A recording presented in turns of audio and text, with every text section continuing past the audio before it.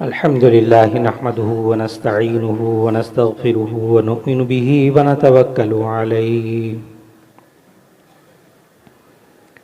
ونعوذ بالله من شرور أنفسنا ومن سيئات أعمالنا من يهده الله فلا مضل له ومن يضلله فلا هادي له ونشهد أن لا إله إلا الله وحده لا شريك له ونشهد أن سيدنا ومولانا محمدا عبده ورسوله صلى الله عليه وسلم أما بعد فأعوذ بالله من الشيطان الرجيم بسم الله الرحمن الرحيم قالت يا أبت استأجر إن خير من استأجرت القوي الأمين صدق الله العظيم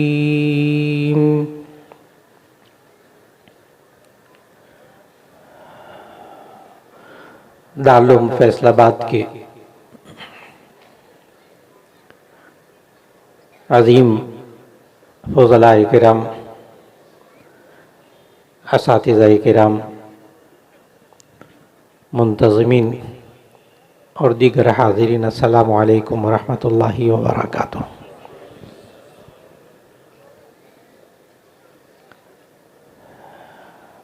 اللہ رب العزت نے ہم سب کو آج یہاں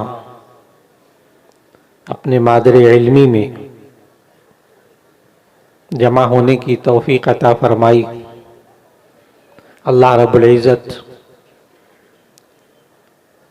اس مادر علمی کو خوب ترقی عطا فرمائے اور علم کے نور کو دنیا کے کونے کونے میں اللہ رب العزت اس نور کو پھیلانے کا ذریعہ بنا دے، اس روشنی سے منور فرما دے۔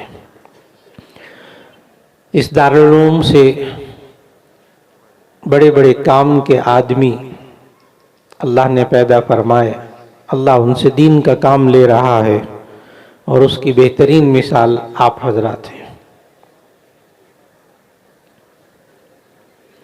آج ہر فاضل یہ سوچتا ہے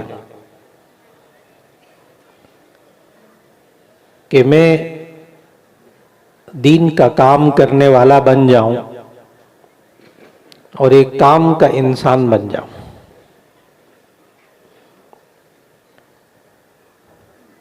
اور ابھی جو آیت تلاوت کی اللہ نے توفیق عطا فرمائی،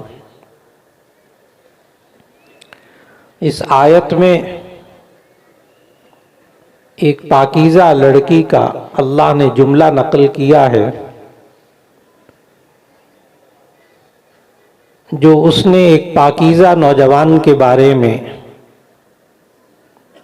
اپنے ابا جی کے سامنے جا کر کہا تھا۔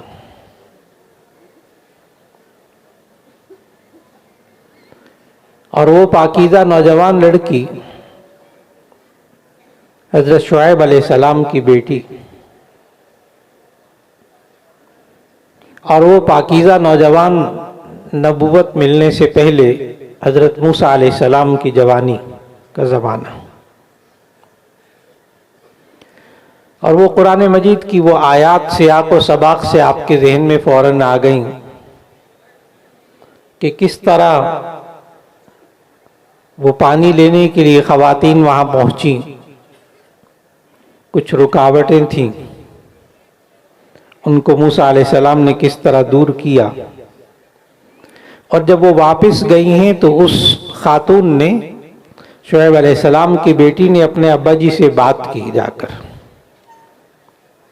اور وہ اس آیت میں ہے، قالت یا ابت استاجر۔ ابا جان بھی آپ کے ذہن میں آ گئے، حضرت شعیب علیہ السلام۔ تو بیٹی نے جا کر موسیٰ علیہ السلام کے بارے میں سفارش کی اپنے والد صاحب سے، اور یوں کہا کہ آیت پڑھی، قالت یا ابت استاجر ان خیر من استاجرت القوی الامین۔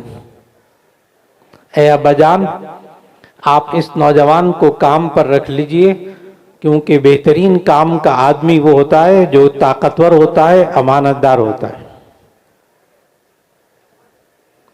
اللہ تعالیٰ نے یہ تمام قصے قرآن مجید میں ہم سب کے لیے بطور سبق کے، بطور رہنما اصول کے یہ واقعات بیان فرمائے۔ معلوم ہوا کام کا آدمی وہ ہوتا ہے جو طاقتور ہوتا ہے اور امانت دار ہوتا ہے۔ اس میں دو خوبیاں ہوتی ہیں، القوی، الامین۔ دنیا کے کسی میدان میں اتر جائیں، کسی شعبے میں چلے جائیں،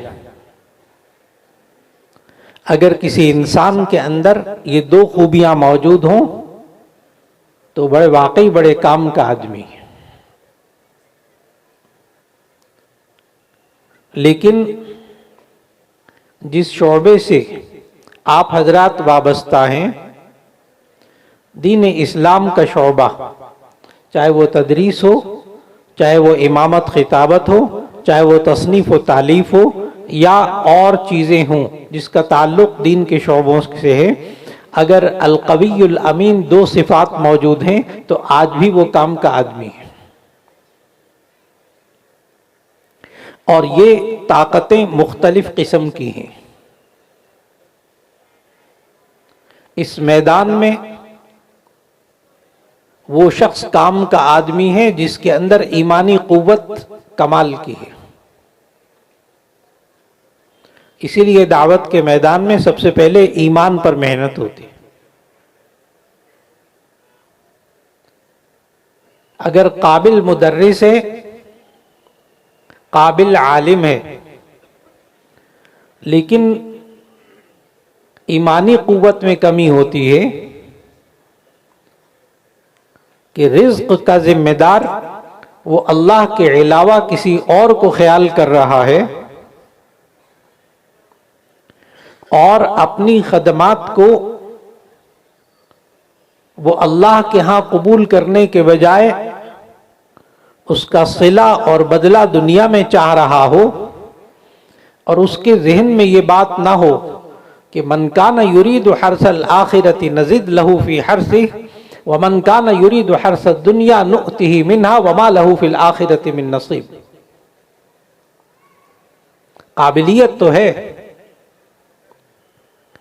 لیکن وہ یہ نہیں سمجھ پا رہا کہ اللہ نے ہمیں یہ اصول بتایا کہ جو انسان اپنے اعمال کا پھل آخرت میں چاہتا ہے، من کان یرید حرث الآخرۃ نزد لہ فی حرثہ، ہم اس کے اور زیادہ اضافہ کر کے اس کو دیتے ہیں آخرت میں، ومن کان یرید حرث الدنیا، اور جو اپنے اعمال کا پھل دنیا میں چاہتا ہے، نؤتہ منہا، ہم اس میں سے بھی اس کو کچھ دے دیتے ہیں، چاہے کتنا زیادہ مل جائے پھر بھی وہ کچھ ہی ہوتا ہے، لیکن ما لہ فی الآخرۃ من نصیب، اس کے لیے آخرت میں کچھ حصہ نہیں ہوتا۔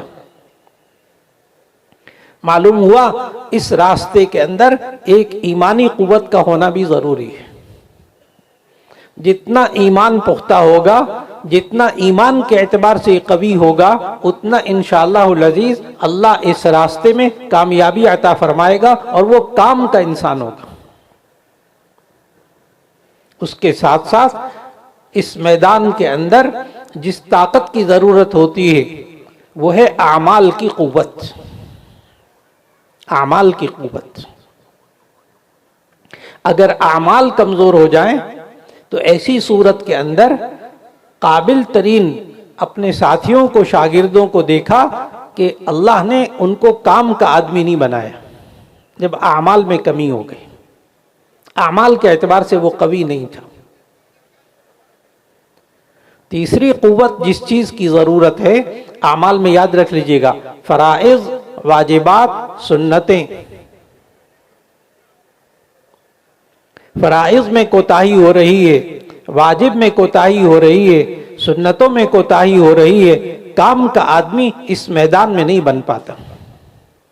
ہم اپنے اس میدان کی بات کر رہے ہیں۔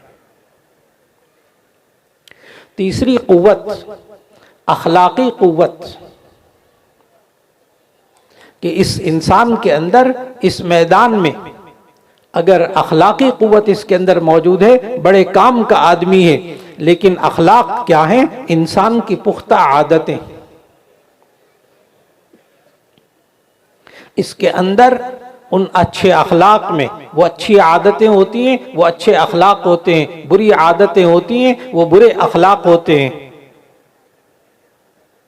اگر اخلاق کمال کا موجود ہے، بڑے کام کا آدمی ہے کہ اس کے اندر صبر موجود ہے، اس کے اندر شکر موجود ہے، اس کے اندر عدل و احسان موجود ہے، اس کے اندر سچ موجود ہے، اس کے اندر باقی جتنے اخلاق حسنہ ہیں وہ اس کے اندر موجود ہیں. تو یہ بڑے کام کا آدمی ہے. لیکن اگر اخلاقی قوت نہ ہو تو بڑے بڑے مدرسین کو بیکار ہوتے دیکھا، بڑے بڑے قابل پوزیشن لینے والوں کو بیکار ہوتے دیکھا، صرف اخلاقی قوت نہ ہونے کی وجہ سے، اخلاقی بیماریوں میں مبتلا ہونے کی وجہ سے. بڑے بڑے مدرسین کو، بڑے بڑے اساتذہ جو محنت کر کے گئے لیکن ان کا تعلق کسی بزرگ سے نہیں تھا، ان کی درستگی نہ ہو سکی حالات کی، تو ایسی صورت میں اللہ نے ان کو کام کا انسان نہ رہنے دیا. میرے عزیزان محترم، اخلاقی قوت اس میدان کے اندر بڑے کام کی چیز ہے. وہ انسان کو کام کا آدمی بناتی ہے. بڑا اچھا مدرس لیکن بیجا غصہ، بیجا غصہ. بڑا اچھا مدرس مار پیٹ میں مبتلا، بڑا اچھا مدرس لیکن حسد میں مبتلا، بڑا اچھا مدرس لیکن تکبر میں مبتلا. تو ایسی صورت کے اندر اب اخلاقی قوت کے ساتھ ساتھ روحانی قوت بھی ہوگی تو یہ بڑے کام کا آدمی ہوگا. روحانی قوت کیا؟ کہ اس انسان کے اندر جو روحانی کمزوریاں ہیں، روحانی بیماریاں ہیں، وہ اس انسان کے اندر نہ ہوں، اور جو روحانی خوبیاں ہیں وہ اس کے اندر موجود ہوں تو بڑے کام کا آدمی.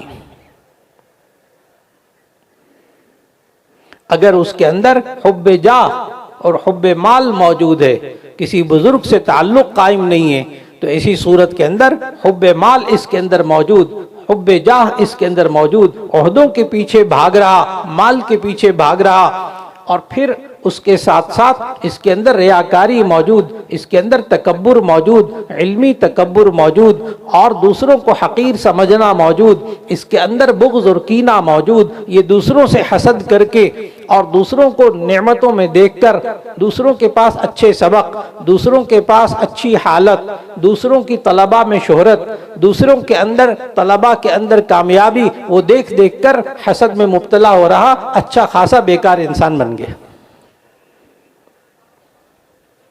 یہ روحانی کمزوریاں انسان کو ناکام انسان بناتی ہیں، اور جو روحانی قوتیں ہیں یعنی روحانی خوبیاں ہیں وہ انسان کو کام کا آدمی بناتی ہیں.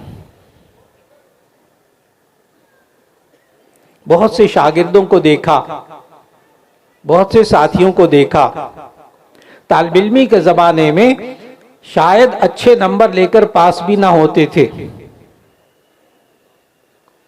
طالب علمی کے زمانے میں وہ اتنے قابل بھی نہ تھے، لیکن آج میں اپنی آنکھوں سے جب دیکھتا ہوں کہ ان کے اندر بزرگوں کے ساتھ، اکابر کے ساتھ تعلق اور اصلاحی تعلق قائم کر کے ان کی جب اصلاح ہونی شروع ہوئی، روحانی قوتیں آئیں تو اللہ نے ان کو کمال تک پہنچا دیا. آج وہ بڑے کام کے آدمی.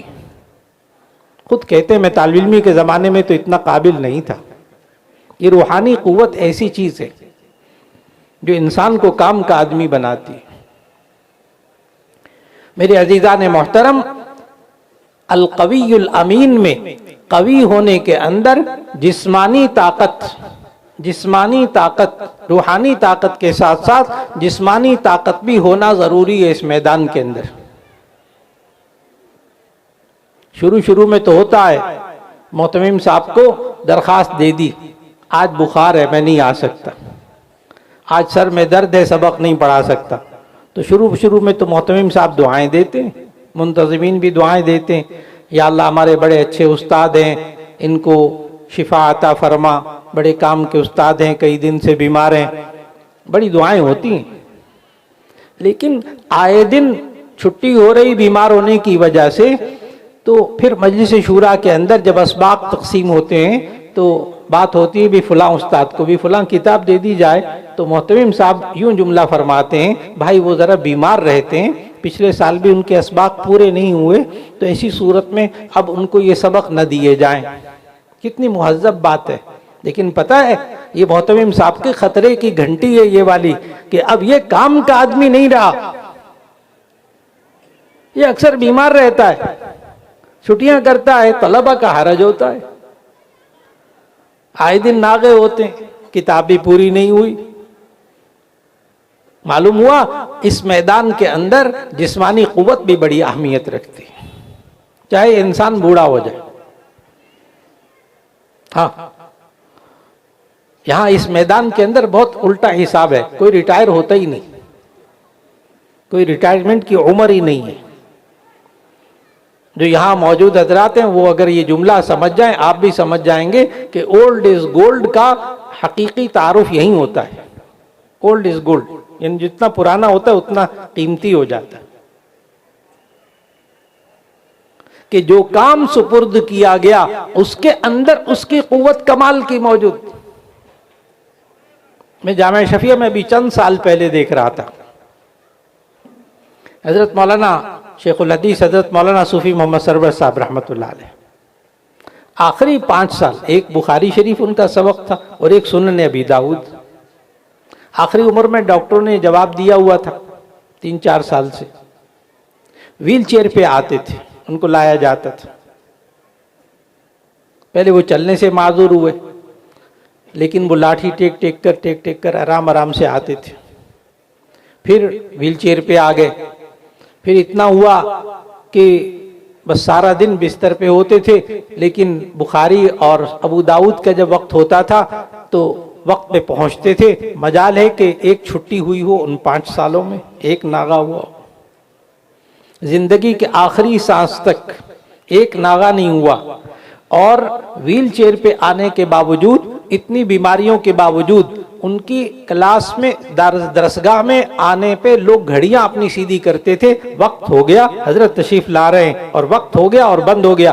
گھر کے اندر بیوی کھانا کھلا رہی، اہلیہ محترمہ کھانا کھلاتی حضرت کو، وضو خود کراتی تھی، وضو بھی نہیں کر سکتے تھے، ہاتھ پاؤں زیادہ حرکت نہیں کر سکتے تھے، لیکن جب ویل چیئر لا کر مسند پر، دارالحدیث کی مسند پہ آتی تھی، تو آپ حضرات میں بہت سے گواہ ہیں کہ جب مسند پہ آ کے وہ ویل چیئر ٹیکتے تھے تو شیر گرجتا تھا، شیر گرجتا تھا۔ اب کوئی کہے گا ان سے کہ حضرت صوفی صاحب سے ابو داؤد لے لو، بخاری لے لو، کسی اور کو دے دو، اب یہ نہیں پڑھا سکتے، کوئی کہہ سکتا ہے؟ کب؟ جب جسمانی قوت، جو کام آپ کے سپرد کیا گیا اس کے لیے جسمانی قوت کمال کی ہو۔ جسمانی قوت کا بھی خیال رکھنا اس میدان میں بڑا ضروری ہے۔ اگر یہ جسمانی طور پر کمزور ہوا تو ایسی صورت کے اندر یہ تھوڑے دنوں بعد، کچھ عرصے کے بعد کہا جائے گا یہ کام کا آدمی نہیں رہا۔ اپنی صحت کا بھی خیال رکھیے، اس کے ساتھ ساتھ اپنی ذہنی قوت کا بھی خیال رکھیے۔ ایک کمال کا استاد، ایک کمال کا مدرس، ایک کمال کا خطیب وہ ہوتا ہے جس کا حافظہ بھی کمال کا ہو، یادداشت بھی کمال کی ہو، ذہنی صلاحیت بھی کمال کی ہو۔ ذہنی صلاحیتوں کی قوت بہت ضروری اس میدان کے اندر، جسے ہم حافظہ کہتے ہیں۔